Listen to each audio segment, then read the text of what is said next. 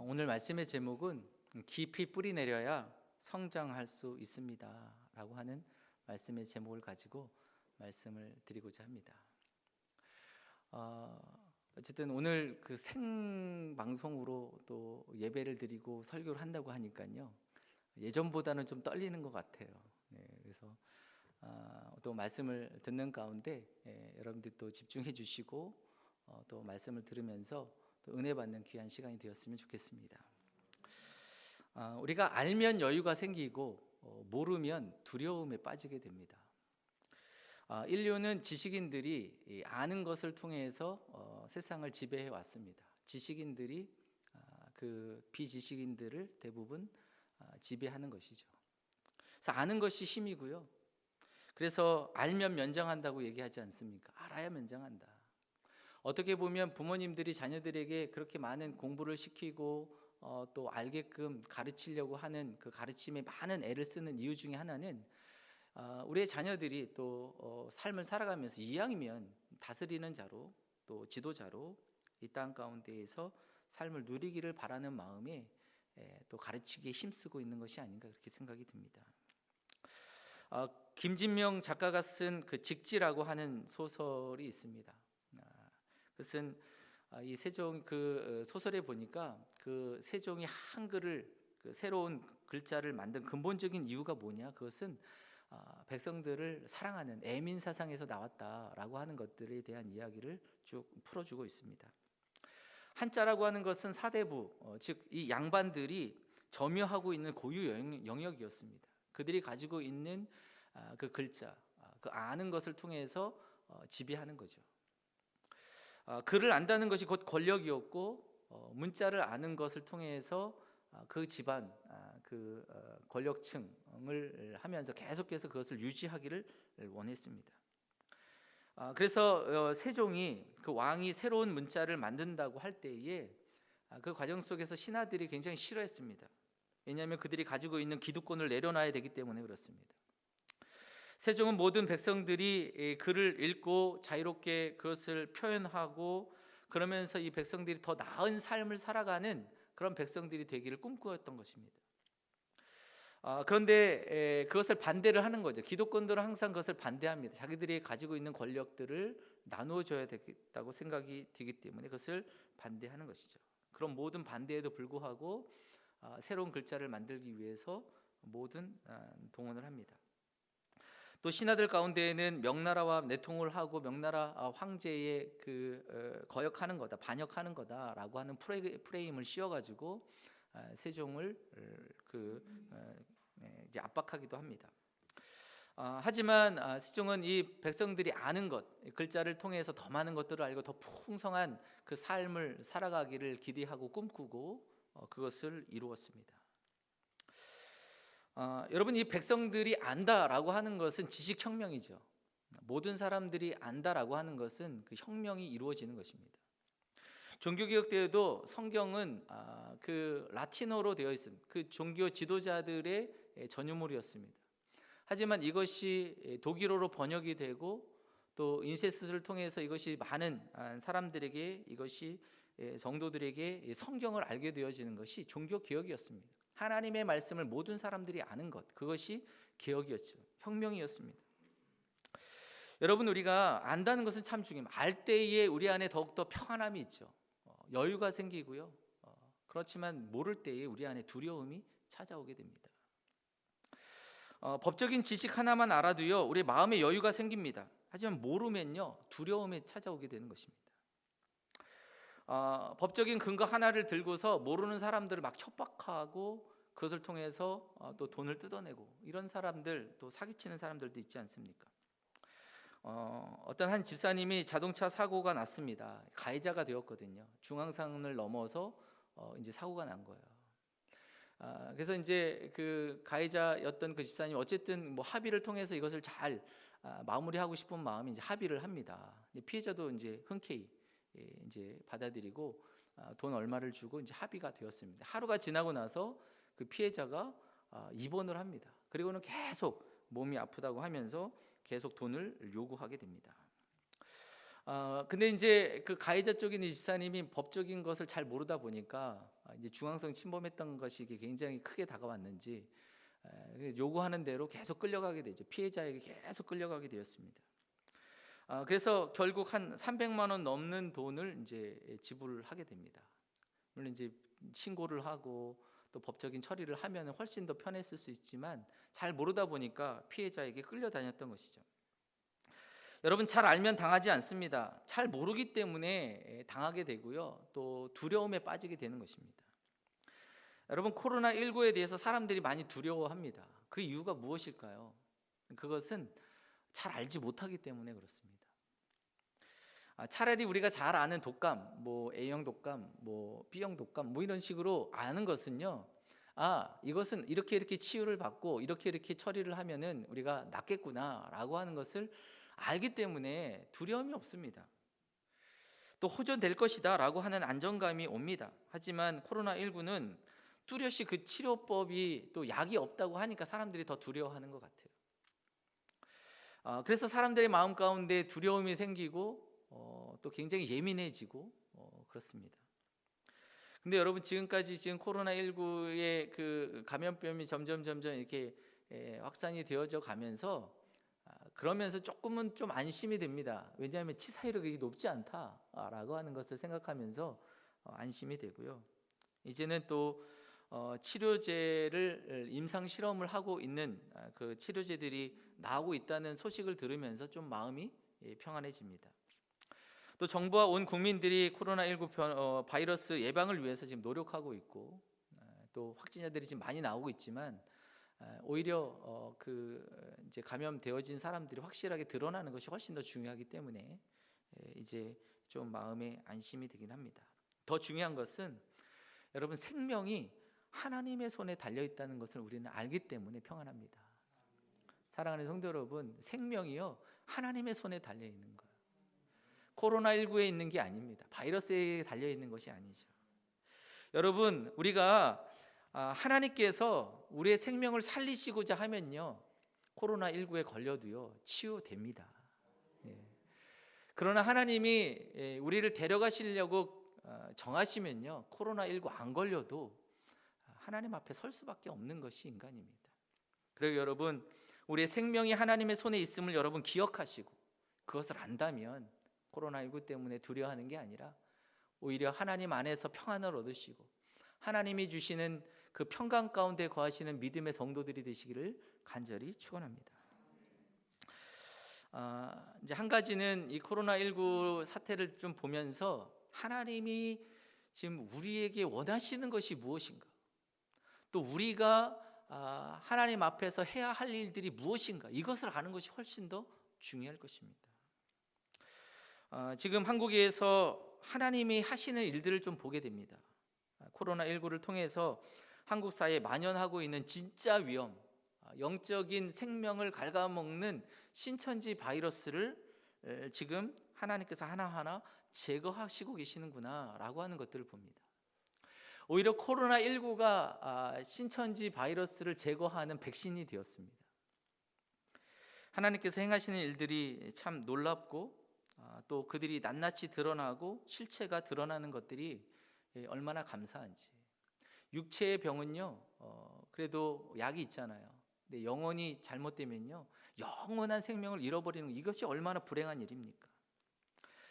사랑하는 성도 여러분, 우리가 코로나19 바이러스를 두려워하는 것이 아니라 또 그 안에서 하나님이 행하신 일들을 바라보며 기도하고 우리가 해야 할 것이 무엇인지를 또 바라보면서 믿음으로 그 삶을 살아가시는 믿음의 성도들이 되시기를 간절히 축복합니다.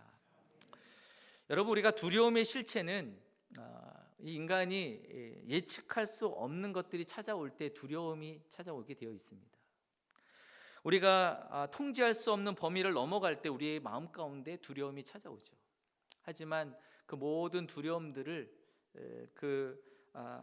바라보면서 그 안에서 두려움에 빠지는 것이 아니라 우리가 참된 지식 안에 거하서 정말 그 두려움을 이기고 믿음 안에 서시는 하나님의 성도들이 되어야 할 줄로 믿습니다. 여러분, 우리가 두려움 중에서 가장 큰 두려움이 무엇입니까? 죽음의 두려움입니다. 죽음의 두려움이 우리를 엄습해 오는 것이죠.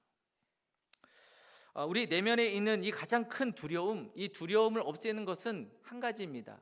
우리가 정말 참된 지식을 알 때 두려움이 사라지는 거예요. 참된 지식이 무엇입니까? 우리가 하나님의 존재를 알 때, 두려움은 사라지는 줄로 믿습니다. 신명기 7장 9절 말씀에 보면 이렇게 얘기합니다. 그런즉 너희는 알라. 오직 하나님 여호와는 하나님이시요 신실하신 하나님이시라.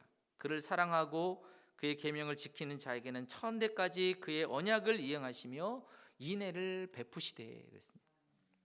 또 신명기 32장 39절의 말씀에 보면 이제는 나 곧 내가 그인 줄 알라. 나 외에는 신이 없도다. 나는 죽이기도 하며 살리기도 하며 상하게도 하며 낫게도 하나니 내 손에서 능히 빼앗을 자가 없도다.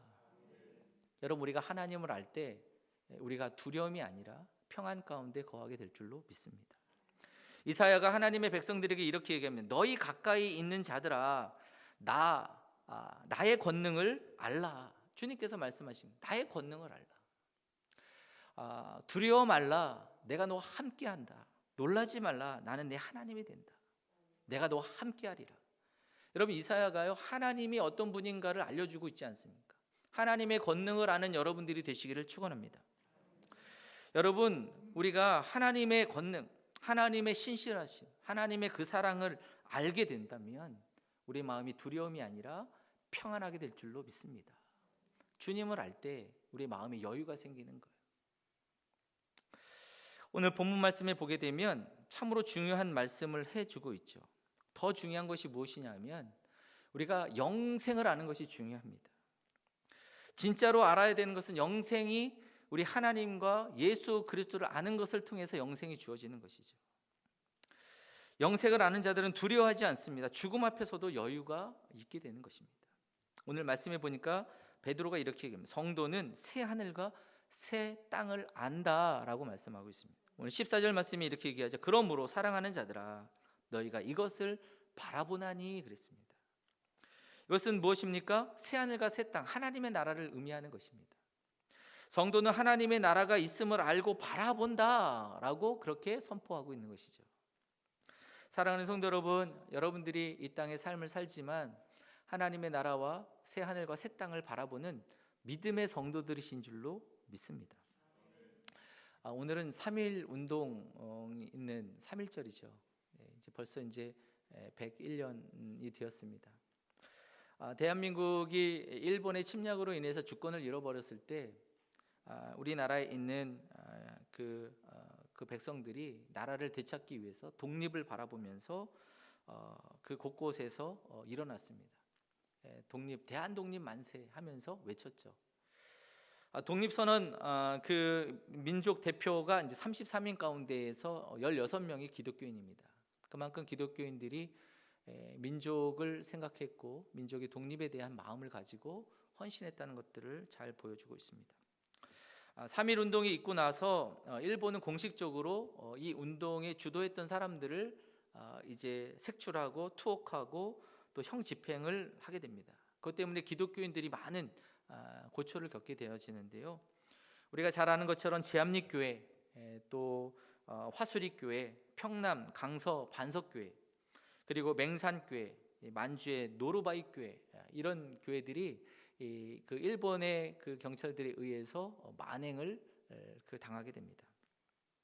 우리가 잘 아는 것처럼 우리 제암리교회 사건을 잘 아실 것입니다. 제암리 사람들도 3.1 운동에 같이 참여하면서 그때 이제 장날이 되었을 때 장날에 사람들이 몸에 태극기를 숨겨왔다가 장날에 사람들이 모이는 곳에서 만세, 대형독립 만세를 외칩니다. 그때 이제 일본 경찰들이 총칼을 가져와서 또 휘두르고 매질을 하고 또 무력을 사용해서 진압을 합니다. 그래도 그치지 않죠. 그 대한독립 만세, 이것이 계속 외쳐지게 되었습니다. 그것이 끝쳐지지 않자 4월 5일 날 일본 그 경찰과 군인들이 그 시위대들에게 우리가 무력을 사용한 것에 대해서 사과를 하겠다, 이렇게 얘기를 하면서 그 제암리에 있는 15세 이상에 있는 사람들을 다 제암리 교회로 모이게 합니다. 그리고는 4월 15일 날 교회당에 모였던 모든 그 사람들 그곳에 몰아넣고 교회 문을 잠그고 불을 지르는 거죠. 그곳에서 많은 사람들이 죽게 됩니다. 여러분 또 불을 피해서 나오는 사람들은 또 총으로 쏴서 죽이죠. 만행을 저지르게 됩니다. 만주에 있는 노루바이 교회 역시 마찬가지였습니다. 그 만주에서도 만세 운동을 벌이고 나서 그 이후에 1920년 10월경에 일본의 토벌꾼들이 그 만주의 그 지역에 가가지고 기독교인들을 잡아다가 36명의 그 기독교인들을 그 만주 노루바이 그 교회에다가 놓고 휘발유를 뿌리고 불을 지르게 됩니다. 이와 같은 그것을 통해서 많은 교회들이 불타게 되고 많은 사람들이 죽게 되었습니다. 여러분, 3.1운동은 대한민국 국민으로서 자유와 주권을 다시 되찾고 독립된 나라를 바라보면서 비폭력 저항운동이었던 그 행동을 외침을 하게 됩니다. 여러분, 자유 대한민국이 다시 올 그날, 독립된 그날을 바라보면서 그 외쳤던 행동, 그것이 바로 독립 그 3.1운동이었습니다. 분명 그것을 통해서 고난이 있다는 것을 알고 있었습니다. 또 죽음이 이른 사람들도 있었습니다. 하지만 그들이 그것을 외치며 또 독립운동을 하면서 그들의 마음은 자유로웠고 또 당당했고 행복했습니다.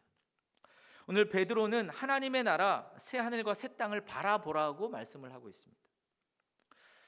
대한민국 국민이 독립된 그 나라를 바라보면서 용감하게 행동했던 것처럼 3.1 저항운동을 통해서 그들이 민족의 그 주권들을 행사했던 것처럼 여러분, 우리 믿음의 성도들 역시 하나님의 나라 또 하나님의 그 새 하늘과 새 땅을 바라보라고 말씀하고 있습니다. 여러분, 바라본다는 것은 바로 그 하나님의 나라 거기에 우리의 마음의 뿌리를 내린다는 것을 말하고 있습니다. 여러분, 우리의 마음의 뿌리를요, 만약에 그 일본의 그 만행 가운데에 마음의 뿌리를 일본 제국에 두었다면 매국노가 되는 거죠.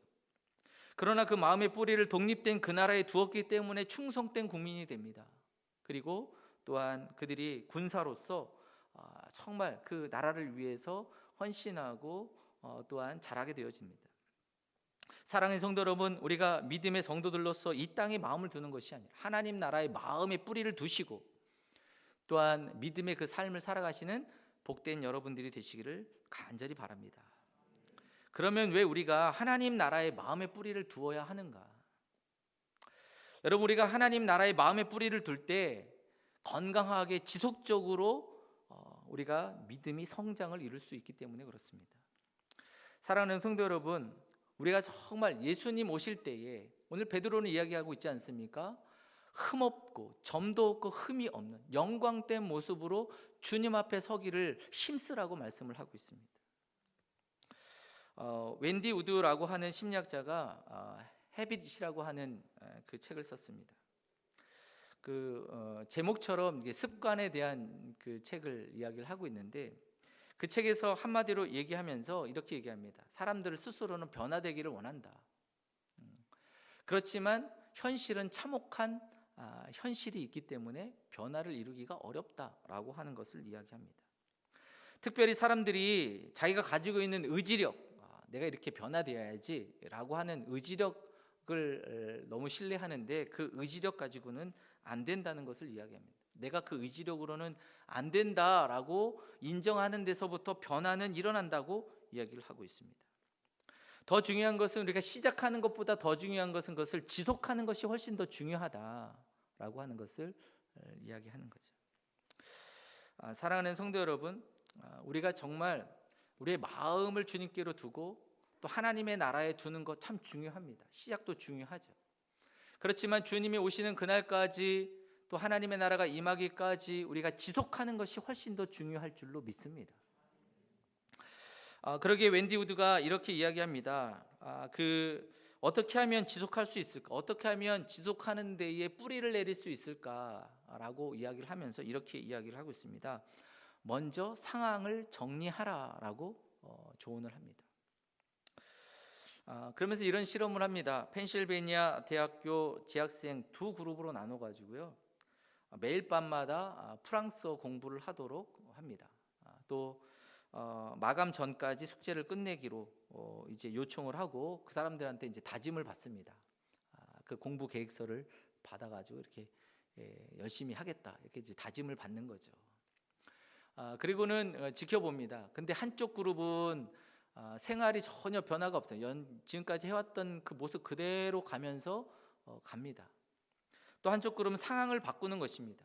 내가 어떻게 하면 좀 더 이 부분에 대해서 더 잘 이 프랑스어를 공부할 수 있을까? 삶의 상황들을 하나씩 바꿔가는 거죠. 나중에 점수를 보니까 그냥 상황을 바꿨던 그룹이 훨씬 더 높은 점수를 받았다라고 하는 것을 말해주고 있습니다. 여러분, 우리가 그 의지력을 가지고 내가 이렇게 하겠다라고 다짐하는 것이 중요한 게 아니고, 다짐을 가지고 계속해서 그것을 지속적으로 반복적으로 삶을 살아가는 것이 훨씬 더 중요한 부분이죠. 여러분, 그러기에 우리가 그렇잖아요. 쉽게 얘기해서 그렇습니다. 학생들도 보면 내가 공부해야지, 이번에 시험 공부를 잘해야지, 내가 시험에 그 목표를 세우고 내가 90점 맞아야지, 그런 마음의 다짐을 가지고 집에서 공부하면요 얼마나 힘듭니까? 많은 유혹들이 있습니다. 침대를 보면 눕고 싶은 마음이 생기고, 컴퓨터를 보게 되면 또 오늘 좀 힘드니까 좀 게임 한번 하고 싶은 마음이 생기고. 그런데 여러분, 도서관에 가면요 물리적으로 또 사회적으로 주변의 환경들이 조성이 돼서 내가 가지고 있는 에너지, 내가 가지고 있는 그 시간들을 원래의 목표를 향하여서 또 집중할 수 있는 그 시간이 되어지는 거예요. 더욱더 집중하고 지속적으로 그 일을 행할 수 있습니다. 여러분, 우리가 하나님께 마음을 두는 것 참 중요합니다. 그러나 그것에 뿌리를 내리기 위해서는 상황을 재배치해야 됩니다. 상황을 정리해야 되는 것입니다. 사랑하는 성도 여러분, 우리가 하나님 앞에 마음을 드리고 또 하나님의 나라에 마음을 두었다면요 정말로 하나님을 기쁘시게 하기 위해서 우리의 삶의 상황도 변화가 필요한 것입니다. 내가 주님 앞에 예배를 드리기 위해서 더욱더 주님의 그 은혜의 공급을 받기 위해서 시간을 바꿔야 됩니다. 물리적인 시간을 확보해야 되는 거죠. 내가 주님을 위해서, 하나님의 나라를 위해서 사용되어지는 그 시간들, 섬김은 그 시간들을 확보해야 되는 것입니다. 상황을 바꿔야 됩니다. 그럴 때 여러분, 마음을 뿌리를 깊이 내리고 그 안에서, 믿음 안에서 예수 그리스도의 그 장성의 분량에 이르기까지 성장하고 영광된 모습으로 점도 흠도 없는 하나님의 백성으로 아름답게 서게 될 줄로 믿습니다. 이번에 그 코로나19로 인해서 많은 교회들이 또 나라에서도 권고를 하고 또 총회에서도 권고를 하고 예배 모이는 것들을 좀 자제해달라라고 하는 권고를 받고 많은 목사님들이 고민들을 하셨습니다. 저 역시 그 이제 아는 목사님들과 단톡방에서 이 부분에 대해서 많은 논의를 했어요. 찬반이 이제 극명하게 갈리기도 하고, 이것을 그 영상 예배로 드리는, 온라인 예배로 드리는 것이 맞느냐 아니냐라고 하는 많은 고민과 또 신학적인 이야기, 또 이런 이야기들, 고민을 계속 이야기를 하게 되었습니다. 여러분, 우리가 이렇게 고민을 한다는 이유는 그냥 단순하게 우리가 이 감염병이 있으니까 우리 모이지 말자, 우리가 개인의 한 사람 한 사람의 어떤 건강 문제 생각한다면 쉽게 결정할 수 있을 것입니다. 그렇지만 여러분, 이것이 하나님께 마음을 두고 있다면 쉽게 결정할 문제가 아니거든요. 하나님 앞에 예배드림이 얼마나 소중한가, 예배드림이 얼마나 중요한가 라고 하는 것을 안다면 이게 쉽게 결정되어지는 부분이 아닙니다.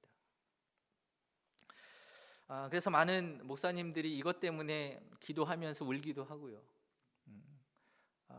어떻게 이렇게 우리가 온 나라가 예배하는 것들, 함께 모여서 예배하지 못하는 이런 상황이 되었나라고 하는 것 때문에 울컥울컥거리면서 참 슬픈 마음이 있었습니다. 저 역시도 쉽은 결정은 아니었습니다. 우리 장로님들하고 같이 이야기를 하고 했지만 쉽게 결정은 내리지는 않았습니다. 그렇지만 또 우리가 또 우리만 생각하는 것이 아니라 또 우리가 사회적인 책임에 대한 부분들도 깊이 공감을 하면서 또 이제 결정을 하고 짧게지만 어쨌든 영상 예배를 드리고자 한다라고 하는 것을 이제 결정하게 됩니다. 하지만 또 앞으로 또 있어질, 또 이것을 통해서 또 성도들이 예배에 대한 소홀함을 가지지는 않을까라고 하는 우려와 또 염려가 우리 안에, 제 안에 있기도 합니다.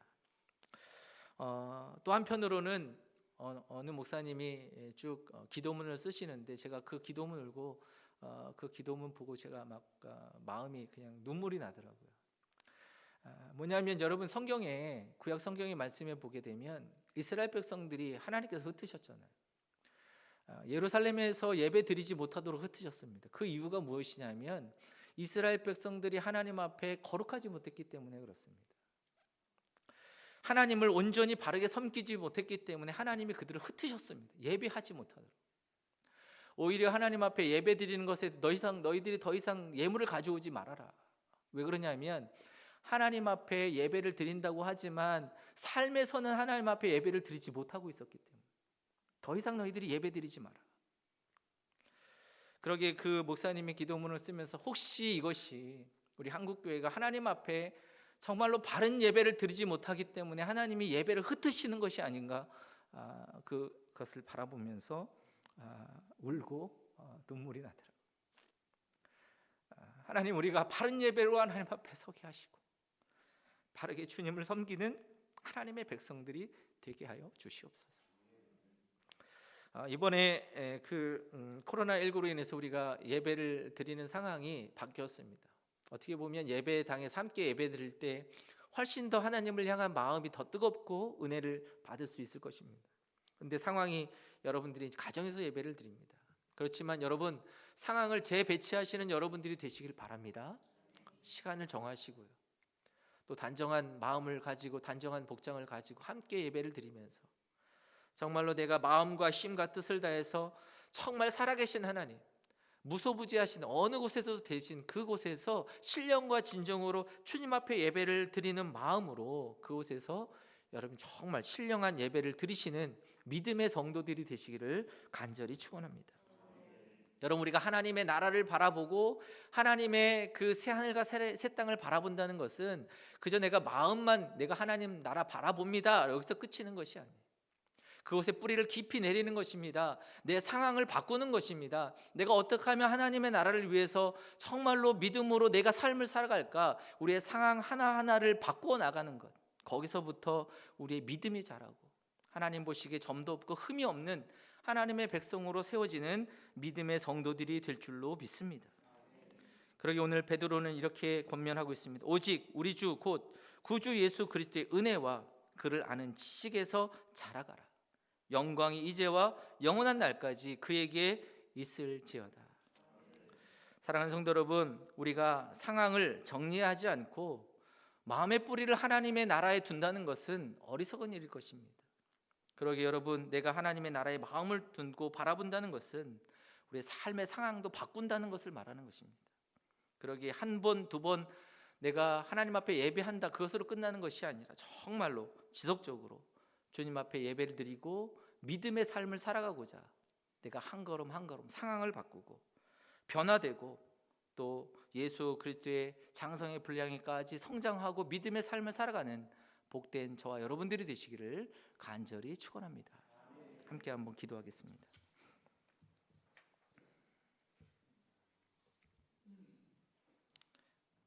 하나님, 감사합니다. 우리의 상황이 어렵지만 우리의 마음은 주님께로 향하게 하시고 하나님의 나라와 주님의 그 뜻을 바라볼 수 있도록 은혜를 허락하여 주시니 주여 감사합니다. 하나님, 우리가 마음만 주님 앞에 드리는 것이 아니라 우리의 삶의 상황도 바꿔나가는 믿음의 성도들이 되게 하여 주시옵소서.